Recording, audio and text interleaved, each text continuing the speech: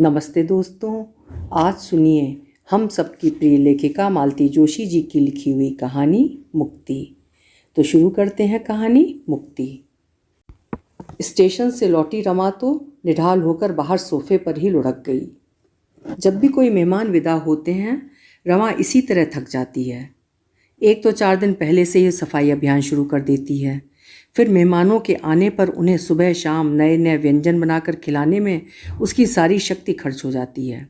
उनके साथ घूमना भी पड़ता है। पिकनिक, सिनेमा, शॉपिंग, सैर सपाटा। मेहमानों के विदा होने पर बिखरे घर को समेटना भी उसे भार लगने लगता है। मंजू यूँ तो अकेली ही आई थी, पर 4 लोगों के बराबर थी। उन लोगों के साथ तो उसकी चुहलबाजी चलती ही रहती थी। बच्चों के साथ भी उसने खूब धमाचौकड़ी मचाई। बच्चे भी आंटी से बड़े प्रसन्न थे। 2 दिन तो स्कूल भी गोल किए रहे। 4 दिनों तक घर में उत्सव सा चलता रहा। उसके जाते ही एकदम खाली खाली सा लग उठा था। रमा बुरी तरह थक गई थी, शरीर से भी और मन से भी। मन से शायद और भी ज़्यादा। चाय लोगी? राकेश ने आकर पूछा तो समझ गई कि उनका पीने का मन हो रहा है, पर वो वैसी ही लेटी रही और अनमने भाव से कह दिया, ना, बहुत थक गई हूँ। अभी चाय पी लूँगी तो फिर नींद नहीं आएगी। मैं बस सोना चाहती हूँ। तो अंदर जाकर लेट जाओ ना, बिस्तर लग गए हैं। वो उपकृत भाव से उठी और बेडरूम में जाकर लेट गई। राकेश पर उसे प्यार आने लगा। सच, कितने समझदार हैं। कपड़े बदलने भीतर आए होंगे, उतनी देर में चादरें भी बदल दी। जानते हैं ना कि वो बहुत थक गई है। रसोई से हल्की खटर पटर की आवाज़ें आ रही थी, पर उसने ध्यान नहीं दिया। स्टेशन जाने से पहले सभी लोग भारी भरकम नाश्ता कर चुके थे। तभी ये तय हो गया था कि अब रात को खाना गोल कर दिया जाएगा। उसी घोषणा का सहारा लिए वो चुपचाप पड़ रही। बोर हो गई थी वो। उसका मन विद्रोह कर उठा था।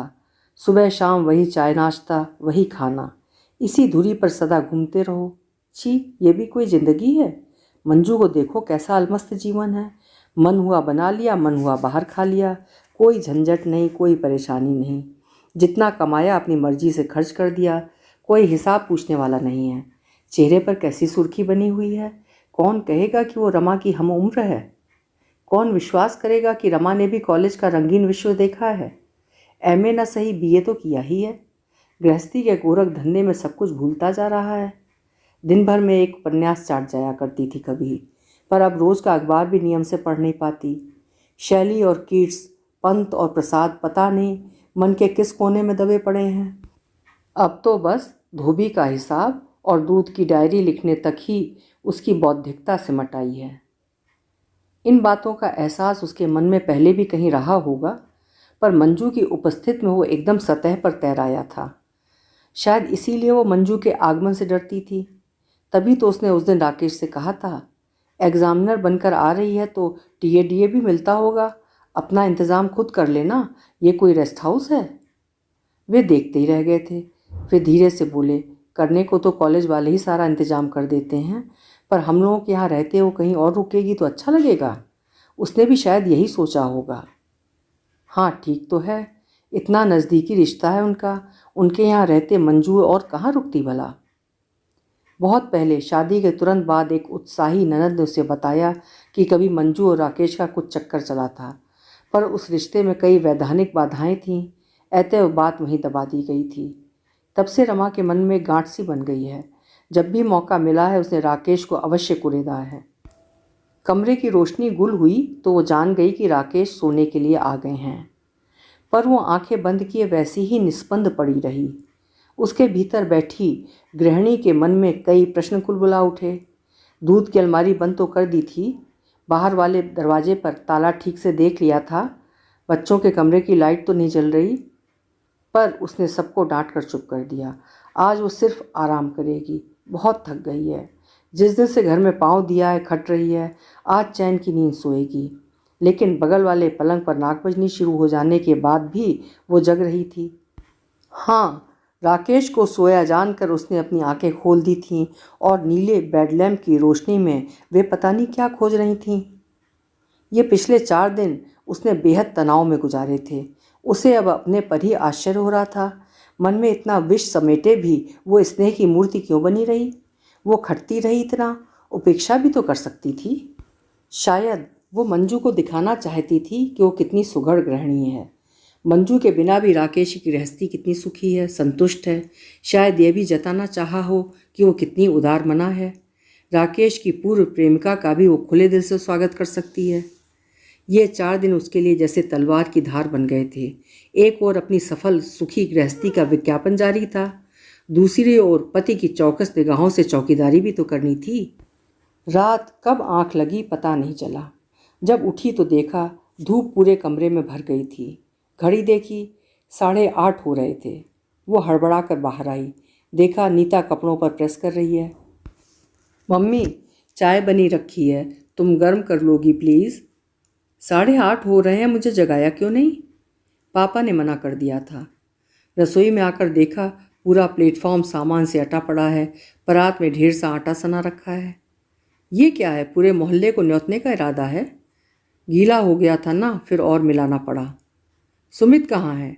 स्कूल गया है, उसकी बस तो 7 बजे ही आ जाती है। नाश्ता करवा दिया था? दूध के साथ बिस्कुट दे दिए थे, टिफ़िन में मठरी और केक रख दी है। पापा कहाँ हैं? बाजार गए हैं, शायद इडली सांभर लाएंगे। इडली की क्या ज़रूरत पड़ गई? एक दिन जग ना पाऊँ तो हंगामा हो जाता है। आवाज़ नहीं दे सकते थे तुम लोग? पापा ने मना कर दिया था। सुबह से रेडियो भी नहीं लगाने दिया। बोले मम्मी बहुत थकी हुई हैं, सोने दो। पता है तुम्हारे कमरे के दरवाजे खिड़की तक बंद कर दिए थे, अभी बाहर जाते हुए खोल कर गए हैं, नहीं तो पता नहीं कब तक सोती। बड़ा अच्छा किया, उसने मुंह बिचका कर कहा। खूब आराम करवाया है, अब ये सारा फैलाव समेटते समेटते सब वसूल हो जाएगा। एक बार वो रसोई में पहुंच गई तो सचमुच सब लोग एकदम से निश्चिंत हो गए। घड़ी के साथ तालमेल बैठाते बैठाते वो हाँफ उठी। मम्मी 9:30 हो रहा है, सुनो 9:45 हो चला है। ओफ़ो, तो मैं क्या करूं? मैं कोई मशीन हूं क्या? वो बड़बड़ाती रही, पर 10 के घंटे के साथ उसने खाना टेबल पर लगा दिया। खाना खाते समय देखा राकेश की उंगली पर पट्टी बंधी है। ये क्या हुआ? कुछ नहीं, सब्जी काटते में लग गई थी, उन्होंने अपराधी भाव से उत्तर दिया। किसने कहा था ये कारगुजारियाँ दिखाने के लिए? वे कुछ नहीं बोले, चुपचाप खाना खाते रहे। खाना खाते ही वे एकदम उठ खड़े हुए। आज नीता को भी छोड़ते हुए जाना था, उसकी बस छूट गई थी। उन लोगों के जाने के बाद उसे पूरा घर समेटने में 2 घंटे लगे। सुबह राकेश ने मेहरी को भी लौटा दिया था। उसकी खटर पटर से रमा की नींद टूट जाती। मोरी पर बर्तनों का ढेर हो गया था। बाथरूम में उतरे हुए कपड़ों का अंबार लगा था। उन्हें साबुन में गलाने का भी किसी को होश नहीं रहा था। साबुनदानी में पानी भर गया था। सुमित का गीला तौलिया पलंग पर ही गुड़ी मुड़ी पड़ा था। अखबार के चारों पन्ने कमरे के चारों ओर पड़े थे। स्याही की दवात खुली थी। बिस्कुट निकालते हुए नीता ने शायद शक्कर का डिब्बा गिरा दिया था। वहाँ चींटियों की फौज जुड़ाई थी। सारा काम निपटाकर ड्राइंग रूम में एक पत्रिका लेकर बैठी थी कि याद आया, सुमित आज एकदम भूखा गया है, लौटकर सीधे खाना ही मांगेगा। लेकिन भिंडी तो छूता भी नहीं, खाएगा क्या? फिर उठी, कुकर में 4 आलू डालकर गैस पर चढ़ाए, तब कहीं चैन आया। लौटकर पत्रिका हाथ में ली ही थी कि घंटी बजी। खोल कर देखा, राकेश थे। अरे, आज जल्दी लौट आए? लंच आवर में आ गया हूँ। सुबह तुम इतनी पेनफुल लग रही थी, डर गया था कहीं बुखार तो नहीं है। सचमुच मेरे लिए आए हैं? नहीं तो और कौन है यहाँ? मैंने सोचा शायद दफ्तर में दिल ना लगा हो। दिल तो सचमुच नहीं लग रहा था, तभी तो भाग आया। तुमने कैसे पहचाना? दिल कैसे लगता भला? मंजू की याद जो आ रही होगी। रमा, उनकी आवाज़ में ऐसी तड़प थी कि रमा सिहर उठी। रमा, तुम्हें विश्वास तो नहीं होगा, पर मैं सिर्फ तुम्हारे लिए इतनी दूर से दौड़ा आया हूँ। पिछले 4-5 दिनों में तुमसे 2 बात करने को तरस गया था। सोचा था थोड़ी देर तुम्हारे पास बैठ लूँगा। ये क्षण मेरे, बिल्कुल मेरे होंगे। शाम होते ही तुम फिर बच्चों में, घर के कामों में घिर जाओगी। मेरे हिस्से में तो बस रात को ही आती हो, पर लगता है तुम तो पत्थर हो गई हो। मैं ही पागलों सा तुम्हारे साथ के लिए आकुल व्याकुल होता रहा हूँ। और स्कूटर की चाबी घुमाते हुए एकदम उठ खड़े हुए। ओफ़ो, बैठिए ना, मैं चाय चढ़ा रही हूँ। चाय तो मुझे कैंटीन में भी मिल जाती है रमा। जो वहाँ नहीं मिलता उसी के लिए तो आदमी घर की ओर दौड़ा आता है। रमा, 29 वर्ष की आयु में शादी की है मैंने। उससे पहले वाला जीवन बिल्कुल सपाट रहा है, ऐसा मैंने नहीं कहा, पर शादी के साथ ही मैंने अपने अतीत पर पर्दा डाल दिया था। भूल गया हूँ मैं विगत को। पर तुम उसे बराबर याद रखे हुए हो। एक अभिशाप की तरह वो प्रसंग तुमने ओढ़ लिया है। उससे शायद तुम्हें कभी मुक्ति नहीं मिलेगी। शायद तुम मुक्त होना चाहती भी नहीं। और वे पलक झपकते सीढ़ियाँ उतरकर चले गए। वो पुकारना चाहती थी, पर आवाज़ जैसे गले में फंसकर रह गई। अभी आप सुन रहे थे मालती जोशी जी की लिखी हुई कहानी मुक्ति। एक औरत के मन का इतना स्पष्ट और खूबसूरत विश्लेषण करने की कला सिर्फ मालती जोशी जी को ही आती है। नमन है उनको। फिर मिलेंगे किसी अच्छी सी कहानी के साथ। आपका समय शुभ हो, मंगलमय हो।